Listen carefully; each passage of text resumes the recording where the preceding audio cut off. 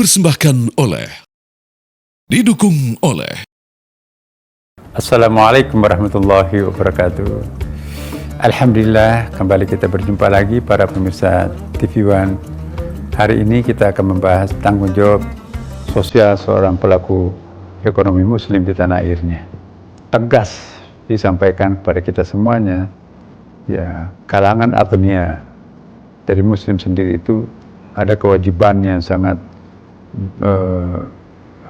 ditekankan oleh Al-Quran, yaitu harus sebagai menjadi muzaki, pembayar zakat, harus menjadi wakif, dan juga harus menjadi kontributor terhadap lembaga-lembaga yang membutuhkan perhatian.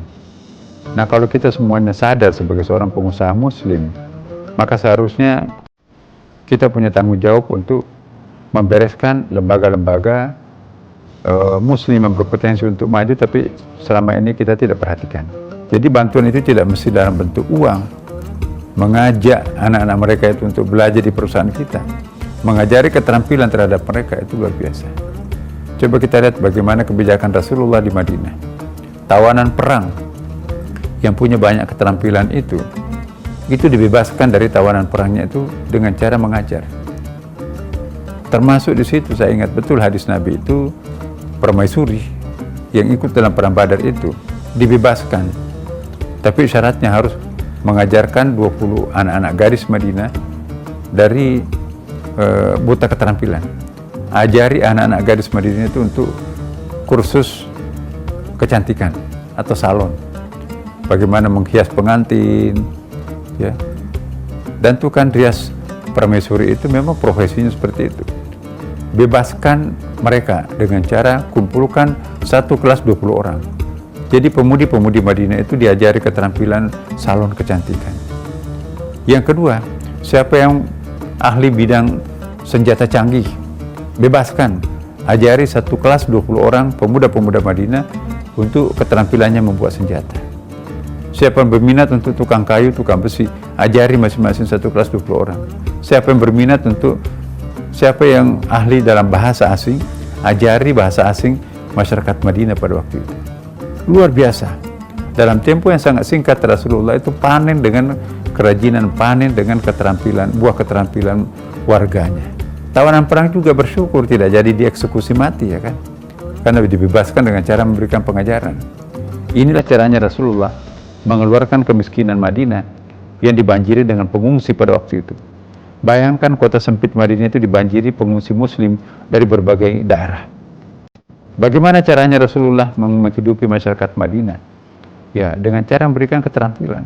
3 tahun berikutnya sudah mampu mengekspor kerajinan-kerajinan tangan, keterampilan-keterampilan tangan yang dilakukan di sekolahnya Rasulullah, di masjidnya Nabi sendiri. Jadi kecerdasan kita untuk memanfaatkan situasi, terutama kepada para pengusaha muslim, tidak mesti harus memberikan uang kepada mereka yang miskin. Ajari keterampilan, bagaimana caranya menjadi kaya, bagaimana berwirausaha yang baik, bagaimana pengalaman pribadi kita.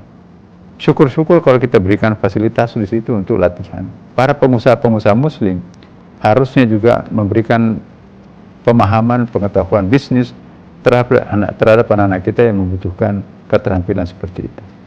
Kita sangat yakin kalau pengusaha-pengusaha lokal kita yang beragama Islam ini punya tanggung jawab, maka insya Allah akan terbebas masyarakat dari kemiskinan. Kita lihat, masyarakat non-muslim saja itu memberikan peluang untuk magang di perusahaannya. Nah, ini satu kegembiraan buat kita semuanya, karena hegemoni masyarakat Indonesia ini benar-benar luar biasa.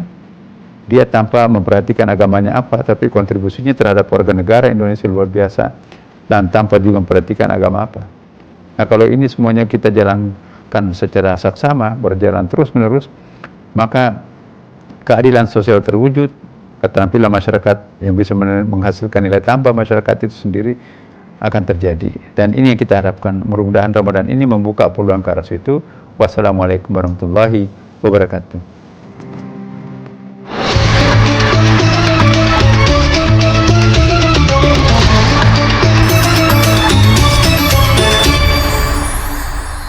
Dipersembahkan oleh, didukung oleh